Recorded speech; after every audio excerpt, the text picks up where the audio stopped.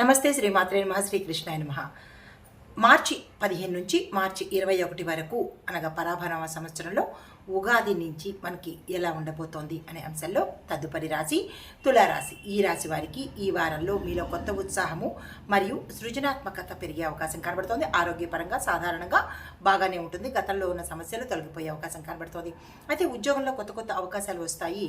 వాటిని అందుకునే ప్రయత్నం చేయండి. స్థానచలనాలు గోచరిస్తున్నాయి. వ్యాపారంలో కొత్త ప్రణాళికలు అమలు పరిచే అవకాశం కనబడుతోంది. అయినప్పటికీ లాభాలు వచ్చే అవకాశం గోచరిస్తోంది. ఆర్థికంగా మీ యొక్క ఆదాయము పెరిగే అవకాశాలు 4 మూలల నుంచి ఆదాయం పెరిగే అవకాశం కనబడుతోంది.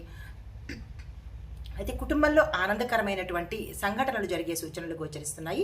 శుభవార్తలు వింటారు. శుభకార్యాలకు సంబంధించిన ప్రణాళికలు కానీ నిర్ణయాలు కానీ తీసుకోవడం జరుగుతుంది. విద్యార్థులకు కొత్త కొత్త విషయాలు నేర్చుకోవడం పట్ల ఆసక్తి కలుగుతుంది. దాన్ని నిర్వర్తించే ప్రయత్నం చేసుకోండి. అయితే ఈ వారం మీకు అనుకూలమైన మార్పులు చోటు చేసుకోవచ్చు. మీకు చెప్పదగినటువంటి సూచన, మీరు తీసుకునే నిర్ణయాల మీద భవిష్యత్తు ఆధారపడి ఉంటుంది అనే విషయాన్ని గుర్తుపెట్టుకోవాలి.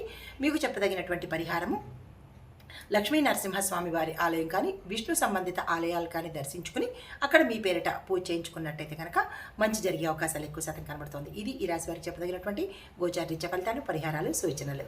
నమస్తే.